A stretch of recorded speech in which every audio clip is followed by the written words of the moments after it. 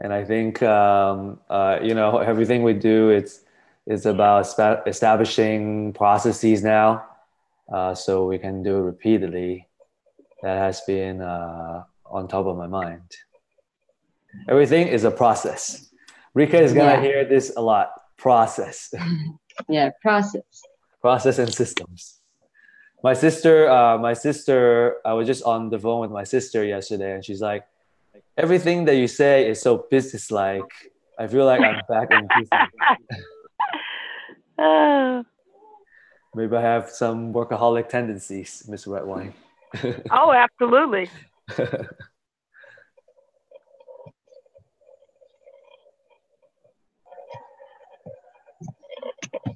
So I understand that you're teaching uh, several classes at the real estate program. Five now. It'll be six in January. It's I guess. Do you teach? How many classes do you teach in a semester or concurrently? What is it? One class, or do you do a couple No, no, classes? no. So there are five different subjects. Okay. Oh, okay. So Two, you're an instructor for five subjects. Wow. correct, correct, and it'll You're, be six in the fall. I mean, in the spring. you're basically the real estate professor. Yes. You're Yeah, I'm teaching all I'm the aspects. primary. I'm the full time faculty, and then I have some adjuncts. Yes. Wow, very nice. So what are some of the topics? Well, principles one and principles two, and Mhm. they individually cover things like how you can take ownership of property. So, for example, you may want, let's say that you want to buy property where your mom can live there, and if you die, she can live there her entire life. Mhm. Then you can structure the deed so that upon her death, it reverts to whatever you want it to revert to whoever you want it to revert to. You can schedule property so that it's given to an entity as long as it's only used for a youth who are abused youth. And it automatically reverts if at any time they try to sell it and that's not going to be the use. So then we've got adverse possession, where we'll go over what designates adverse possession, how long do you need to own a property before it becomes yours, how Mhm. many years, what are the categories. Many people think that if you pay the taxes a certain amount of time, it becomes yours. That's not how it works. But there's a lot of false information about squatters' rights. So Mhm. you name it, we cover it. Tax liens, HOA situations, how to obtain clear title, what happens when you have a cloud on title, percolation issues, water rights, air rights, surface rights, subsurface rights. What Wow. can you do if you only want? I actually have one client, and she's the sharpest I've ever known, and she's out of Tyler. And at one point in time, she leased the surface rights because it's acreage, it's 80 acres, and she leased it out for cattle. Another point in Mhm. time, she leased just the subsurface rights to an oil and gas company. And another point, she leased the air rights to a telephone company. Mhm. So learning how to structure, I teach how to structure those issues so that you can maximize, the property. You can actually just sell total rights to just one of those three and keep them. People always know about mineral, but they never really think in terms of the air rights. So, Miss Redwine, how can we feature your classes and your programs on our website, or how can we bring more students to you? Because I know that obviously we have the reach of a lot of real estate investors and a lot of people Right. wanting to start, Yeah, but there are also we many people actually, who are yeah, very we actually curious. offer. In the spring they'll be able to take 8 week classes. It's 16 for the lecture on the ground. That's really the very very best. Ideally for an investor, if they were serious, and I get a lot of. I've actually had several millionaires in the class, which blew my mind. But the Wednesday night class is two back to back, 5:45 to 8:35. If they took that class for the semester, principles one and two, they'd have enough information that they would know which direction to go to elaborate if any of the issues came up, whether it's a mechanics lien or whether it looked as though the property had had some kind of work done. Those things Mhm. that are pitfalls, Mm-hmm. that will cause someone to lose their investment. So that's the best bet. Wow. Yeah, I think there's a lot of value in your classes, and I think you know the classes that we are focusing on is very kind of niche specialist knowledge, and it's not like a. I think it's a pretty good picture of the program, and yours is complemented. Absolutely. I actually send my students to the Yeah. classes that you all offer, and they Yeah. actually get bonus. They get bonus points for coming. Oh, very nice. That's how important your segments are, because your classes elaborate on the segments that I address. Yeah. And I think we should see if we can get some folks. We want to feature your program, so I think we should discuss in detail. Oh, why don't we grab lunch sometime and then Sure. talk? We can talk about a little bit more in detail. So Rika, if you can, Absolutely. Rika, if you Yeah, can, because we can do that, and I can see based upon what you're reporting as far as how things are looking right now. Mhm. Then there are segments of the courses that work in tandem with that. Yeah, So that's the best part. I think we should collaborate more. I think we should collaborate Absolutely. more from an education standpoint. I think we can bring a lot of things to the market. I agree. Oh, let's do it. I'm excited. Yes, absolutely. So we're gonna get started pretty soon. There Okay. is. I was wondering if you wanted the camera to be on or off. Off? Oh, okay. You prefer off? Okay. Always. Okay. Always. Okay. Oh, I didn't know that. Very Always. cool. I don't do pictures. You go to Facebook, you'll see nothing there. You see I don't. Yeah, because my clients are generally referrals only, word of mouth. So You want yeah, to be low key? very, always have been. Maybe one day I'll sneak a few pictures of you, put you online. Let's just take a pictures of somebody else and put them online. We can put a Cool. picture of a house or something there. That's what we can do. A pen and paper or something. Great. All right. So let's get started here. We are approaching 6 o'clock. We're really happy to have Miss Redwine joining us. Miss Redwine from Redwine Realty. And Miss Redwine, you have been in the business for decades, right? So can you tell us a little bit about how you got started and what you are up to now? Sure. I actually majored in insurance and took real estate courses in college. And I, shortly after graduation, started to purchase a house with my husband. And it was a fiasco, a complete and total fiasco. So I decided I could do significantly better. And I did. So that's why I got into the industry. Mm-hmm. And now you're doing different. You just kind of share with me a little bit of your strategies. Could you share with everyone a little bit of what you are bringing to the market and what value you're adding? Okay. The Cliff Notes version would be I do residential and commercial, and my brokerage handles both. I've got the developmental property that's worth $7 million that I represent in Tyler, and I'm a residential, and that's actually key residential property. But from a day-to-day standpoint, I work with primarily on challenging issues associated with individuals who come to me or are sent to me by lenders, et cetera, because they're having problems with their property owners association dues or a reverse mortgage, or they're having some kind of challenge associated with their note. Sometimes it's because they got a HELOC, which is a second equity loan, or they have issues and now they're unsure what their options are. Unfortunately, they usually come to me with very little time left on the clock, but I do handle all types of both buyers and sellers.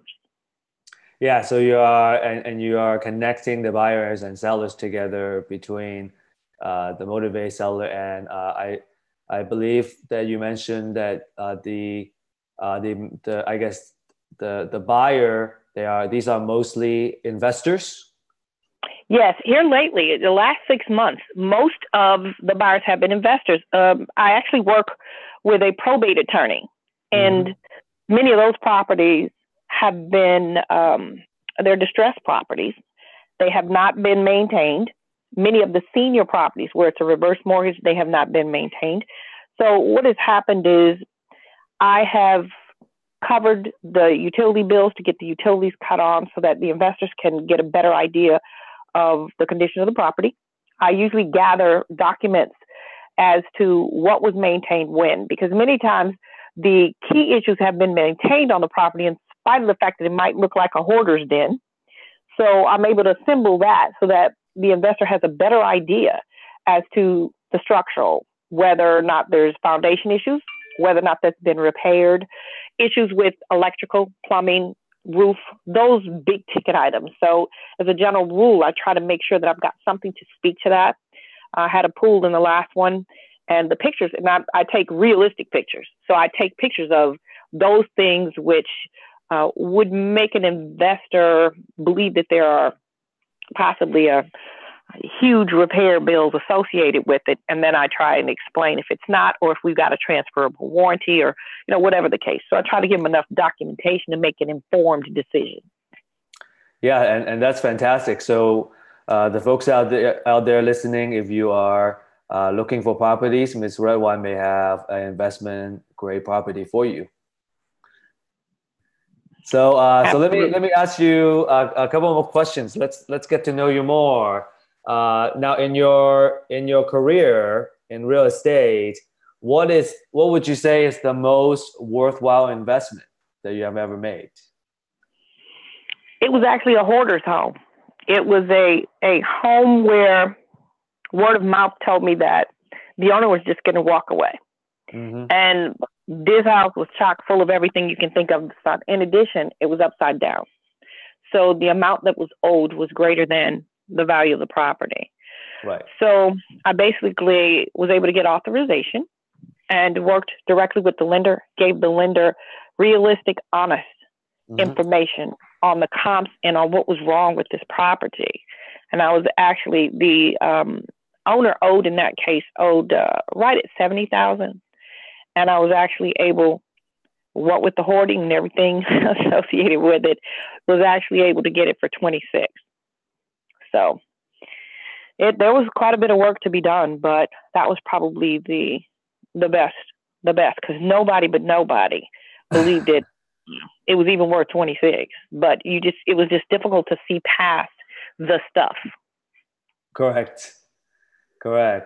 And so what did you end up doing with that property? Actually still have it. It's still in the portfolio. It's worth about 120. So I'm going to probably put in about 35,000 worth of work into it. And it's a really good rental property. It's actually not too far from a turnpike. So that all works out well. A toll road, if you will, toll road. The appreciation potential. Yeah. And would you say that your main strategy is buying the property and holding it, Ms. Redwine? It varies. It actually depends on the property and the location. Sure. Also, on that particular one, I actually used a Roth private lender.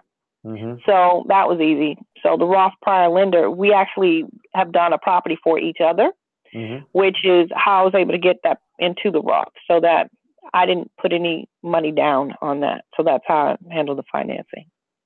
Very nice. And that is probably that's the best investment in terms of, how much equity you're sitting on, and also it's a rental property. Yes. So bringing you cash every month. Right, without any taxation. So no annual taxation. It was actually used with a self-directed Roth that was after tax dollars, so there'll never be any taxes due on any of the gain. That's fantastic. That's just like doing an investment right on two different levels. You're using the tax-free money so that all the proceeds can be that's already pre-taxed.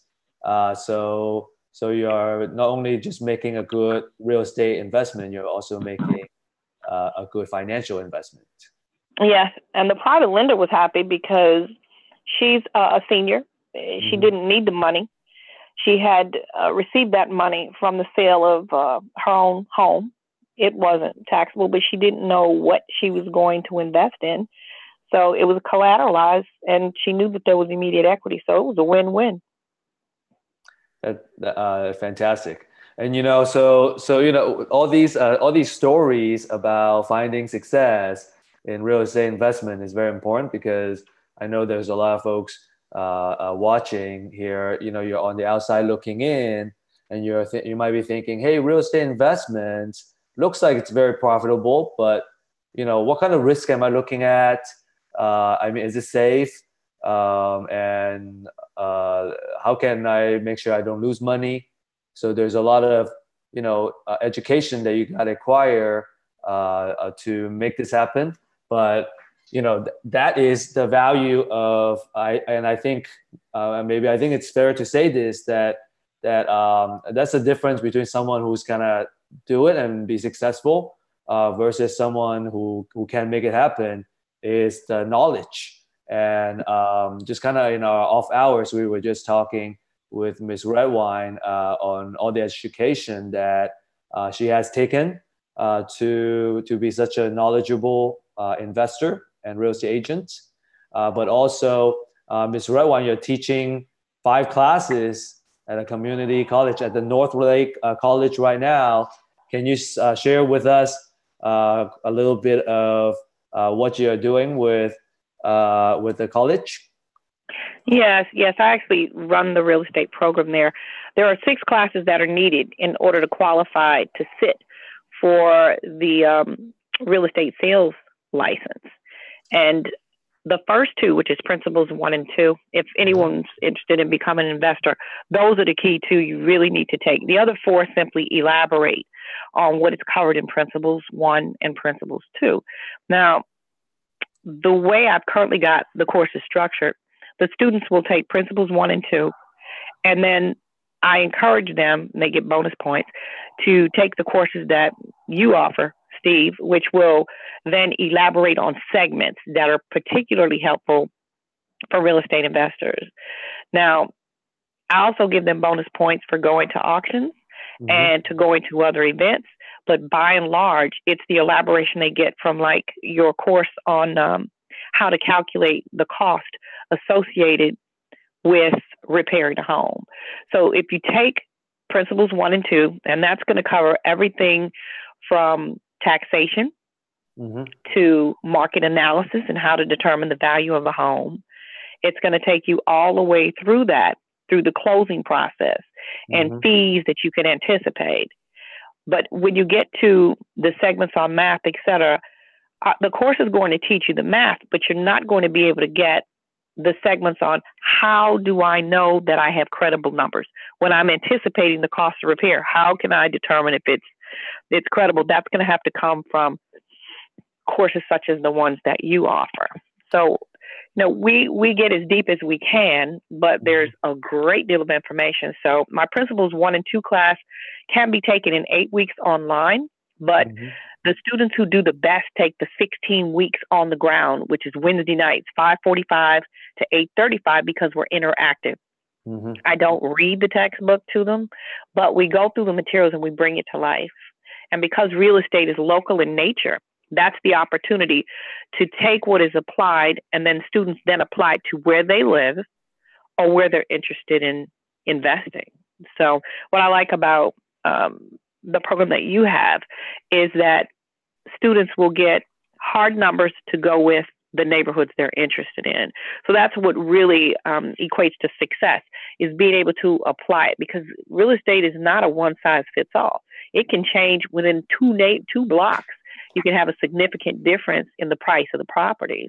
So we're actually seeing that in West Dallas now, by the way. That's one of the challenges. Investors who are really not familiar with the Right. area, and they're trying to apply what they're hearing, and they're applying it incorrectly. It's not applicable. It might stop on a particular street where the infrastructure is not going to be improved. Therefore, the property values will never be what they thought it would be because they're lacking education.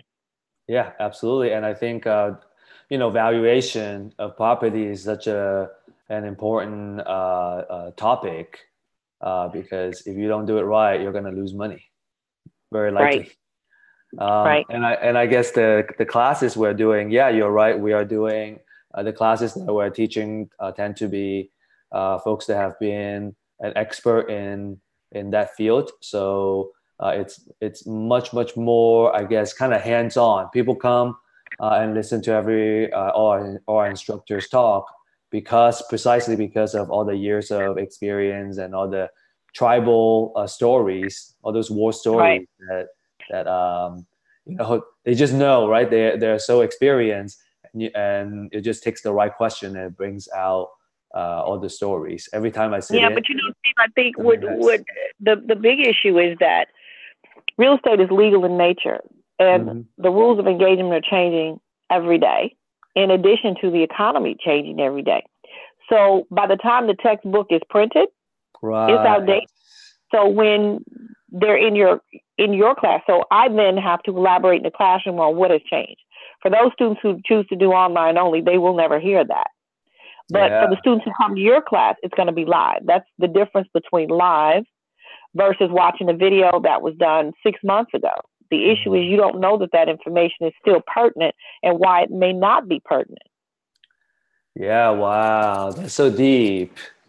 All those university degrees and all those studying, and we're like, oh yeah, those textbooks have been very, very old. All the material is not what the current practitioners are doing. It's the same thing for real estate. You're right. Yeah. And Ms. Rewan, I think you like this. We are gonna start doing a class on Wednesday evening. So every week we're gonna offer a class in the Dallas-Fort Worth area. So the first quarter of next year, we're gonna get that established and get it organized. And by second quarter, we want to bring the same classes down to Houston and also in San Antonio. So everyone's gonna have access to this set of classes. I'm in the process of adding more to the curriculum. Oh, excellent. So and a lot of folks on the market are they're such generous givers. They want to share the knowledge to everybody, so we're able to offer these classes. Excellent. So putting that together. Good. So real good. Let's continue. Let me ask you a couple more questions. Now here we all know that failure is always the where you learn all your mistakes. Personally, I think every day I'm waking up, I'm like, wow, I made this mistake. But it's all about learning from those mistakes that helps us succeed. So what is your favorite failure or favorite mistake? Whew, okay. Let me just pick one here. Let's see. It's probably a seller who initiated our contact by telling me that she was in a big hurry and she really needed to know how quickly the property could sell. After conversations and the rush, hurry up. And I knew that she had been married before. So I'd asked questions regarding the marriage. She assured me she had received the property in the divorce. And the process entails, one always has to verify everything that the seller's telling you so that you don't waste your time, which I did. And I looked up the deed. The deed had both names on it. So I explained to her that the title company generally is going to require a signature from the spouse. And if that person has been married even after they acquired the property, a signature from the spouse agreeing to the terms is generally required. Well, I was assured that that was the case here. I was assured about several things. Property was vacant. I went and checked out the property, and there were major problems with the property. So while I'd done the preliminary comps, when I saw the property, it didn't match up. Right. On an FHA loan and a VA loan, and especially VA loans, you can't have any appliances that are not working. None. It can't be the microwave. It can't be anything, or you can't get that type of loan. This home was missing one of the units, and one of the two AC units didn't work. So at that point, it's a deal changer. So the preliminary comps were worthless. So it went on like that over a 2-day period, all the way up until we get to closing. I had to be an investor purchase.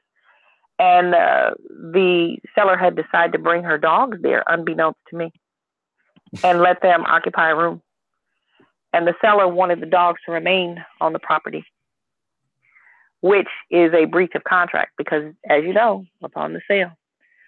So the way we were able to finally get through that is the title company had called me about it. And what happened was the property was not transferred until there was confirmation that the dogs had been removed. So it's just, navigating all those little turns. And I'd actually started by I went to the title company in advance and gave them a heads up so that they could start the preliminary paperwork, but they didn't. So one thing I learned was to pay for the abstract of title, me as a licensee, I pay for the abstract of title up front so that there is not an issue because I'm dealing with cash investors and they're expecting to close in 7 days or 10 days or whatever the case. Right. So, I just learned to make sure that I'm not leaving it all up to all parties. So that's one of the many times where title did not do what they were supposed to do in spite of the fact that I worked early. And I've had that with probate as well, where title has assured me they had everything and they did not. So I now know that I have to sit on title, and now I know what terms I have to use when I'm asking them about status because it can literally throw everything off. So, would you, Ms. Redone, would you say that from title company standpoint, you have some preferred ones that works better? Yeah, for several reasons. Most title companies don't do their own underwriting. So if you know whether or not the title company is doing their own underwriting, that's step one. So I prefer to go straight to title companies that do their own underwriting, if at all possible, because A, you save money, and B, you skip the delay that you get because if a title company is going to have to send it out, they're going to wait until late in the game to send for the title work, and that's where the problem lies. They wait until late to send it and they don't tell you that. So you think everything's fine and it's not. So you can actually get a commitment letter saying that they're going to issue it when in fact the final information's not in yet. But when you're talking distressed sellers, the challenge is that there are often liens that aren't going to show up until the second pull. So, there's all these little tricks and things that can happen. Right. Where an investor has done, if they had to cut on the utilities and if they had to do all of that, you can see how they would have input a substantial amount of money and then it doesn't happen. And especially if they have to go get funding. So, there are just lots of things that can happen. So I just try because I figure all I got is my good name. So if my name's going to be on there, I don't want people to question whether or not this transaction is going to make it across the finish line. Yeah, absolutely. I think working with the right title companies that are also more investor friendly, how to deal with a lot of these situations is very important. Yes. Yes. So Ms. Redone, if you could promote one message to our audience here on the Real Estate IQ channel, what would it be? Learn to ask the right questions so that it cuts right to the chase. And verify. Ask the right questions and know how to verify that the information you're moving forward on is accurate. Oh, yeah, that's very important. So what are you up to? How can people connect with you? Well, if they've got, I guess at this point, though, the challenge I have is the listings I have go quickly. So they can contact me at tredwinerealty.com. That's probably the best bet. That way I've got a paper trail, include contact information and what it is they need assistance with. So do know, though, as a general rule, I get lots and lots of requests to be a mentor. I don't have time to do mentor.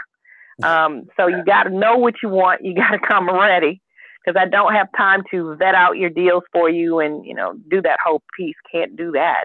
But if you know, if you're using Steve's program, which is the whole point, that program does the bulk of the base work for you, then we're ready to go. So you gotta know how you're going to finance. You have to have that part ready. You got to have a proof of funds letter if you're doing cash. That's not hard money. The problem is the types of deals I'm working with. Hard money is probably not gonna work, because the hard money lender has to provide proof, and we have to be able to verify that. And that's just, if I'm representing the seller, that's how I protect the seller. If you're going to just be looking for a deal, and MLS does have good deals, the key is to know how to read those, then I can help you with that. And lastly, you just have to remember that commissions are always negotiable. That's according to the Sherman Antitrust Act. So if you're purchasing properties on a regular basis and you already know what you need, you can negotiate on how much commission, and anything over and above that will just roll back onto your side of the spreadsheet. So it just depends on what services it is that you need and what timeline are you looking for. And are you looking to flip, or are you looking to buy and hold? So those are two different strategies to use. So, but I'd be willing to have a conversation to help anybody that's trying to figure out if they're ready for this, or if they need to go to school, or where they are in the process. Yeah. I think that's important, very important. The kind of initial discussion is kind of see what the right course of action you should take. And Ms. Redwine, you also have listings of investment grade properties as well. So I do. Everything I've got is sold. It usually doesn't. It's usually going to be 2 weeks and we're out.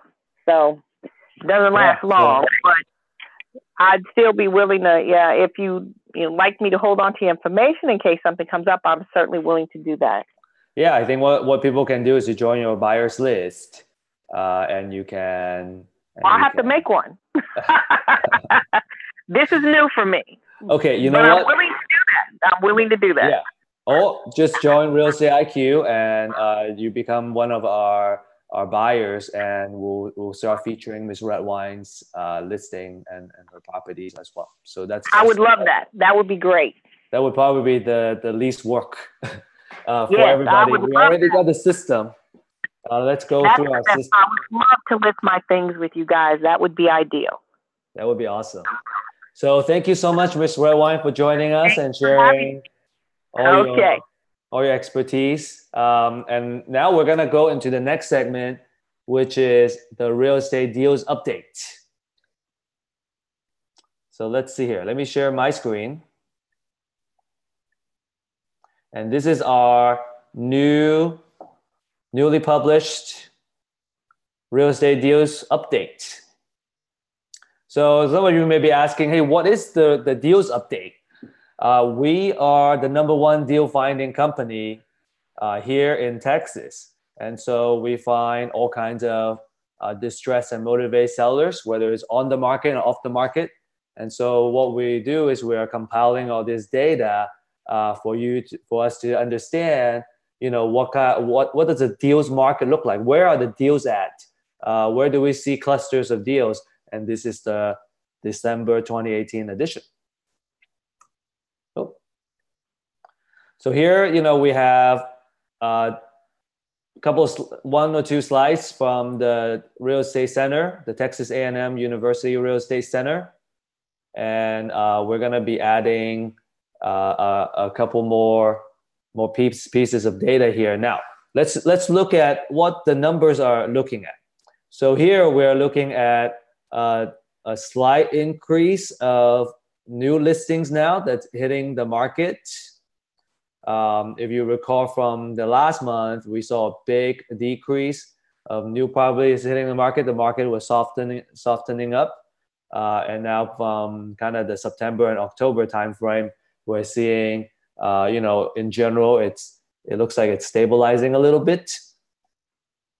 You still see that compared to the same time last year in October, there's still a much, much bigger amount of inventory on the market. The more remarkable part would be right here. It's taking 4 extra days to sell properties. So still kind of an indication that the market is softening a little bit. And we're continually monitoring these numbers to see if we spot any trends. Right now, the trend is that it looks like we have a stabilization of inventory that's out there, and there are a little bit less properties hitting the market, but that's also starting to stabilize. But it's taking longer to sell. Those are the remarks. Here we are looking at first the MLS deals. So these are all the deals that we found in the DFW area in the last month, last 30 days. Each circle means is a deal, and the bigger the circle, the bigger the discount. So we can also look at the next couple of slides to see what the county looks like. This is just a general graphics of the DFW area, and it tells us roughly where all the deals are per each county. So we always get questions on the colors. So the deals are color coded. By counting all the numbers, okay, these are all the deals on the MLS. And here we see that Dallas has the most deals, almost 200 properties that are good deals in Dallas County, followed by Tarrant County, and Collin and Denton we have 64. For a total opportunity of over $33 million of potential profit to be made within all of those deals. And this is the trend of the MLS deals. So each kind of cluster here is what the counts are for each county. And you can see each kind of cluster is 4 bars, and each bar is color coded.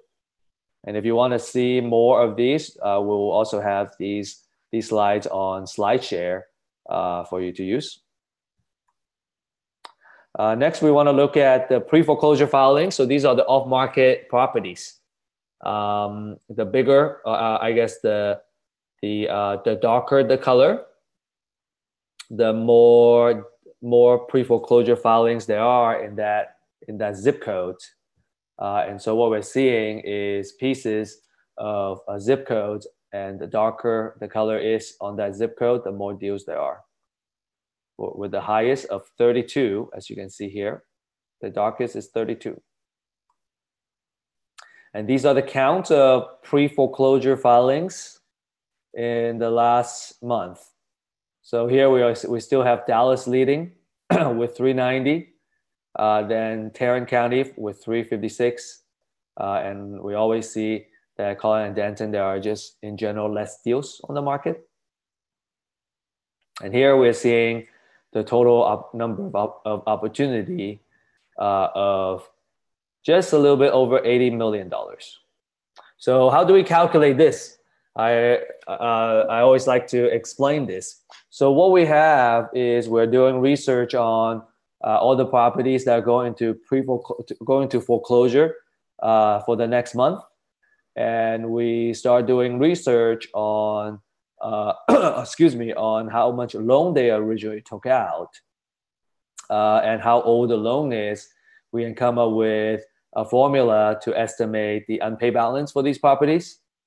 And so when we compare that, the unpaid balance to how much a house is assessed to be worth, the difference is what we call the equity.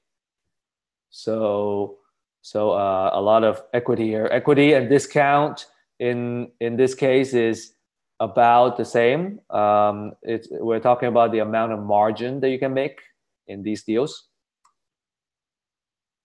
And this is a historical trend of all of these deals. Again, just like the MLS deals, each color represents a county, and we can kind of see the overall trend of how many deals are being filed for pre-foreclosure. Looks like it's kind of flat aside from the peak around March timeframe. For any questions, or if you want more deals updates, you can download it under freebies. go to realestateiq.co and go to freebies. I also want to show you guys real quick on the Dallas County, because for every county, we also dive into that a little bit deeper. So for example, here, we're only looking at the Dallas County, where I pay attention when I look at this heat map is where the clusters of deals are at, and where you see no deals. If it's blank, it means, in that area, if in the past 30 days, there's no deals in that area, it just means that it's not a very hot area. So here we are looking at the breakdown, right? All of these deals that we found on the MLS right now. What is the breakdown of the asking price? So there are 24 of them that are between $0 to $100,000, and 72 properties between 100 to 200, and so on and so forth.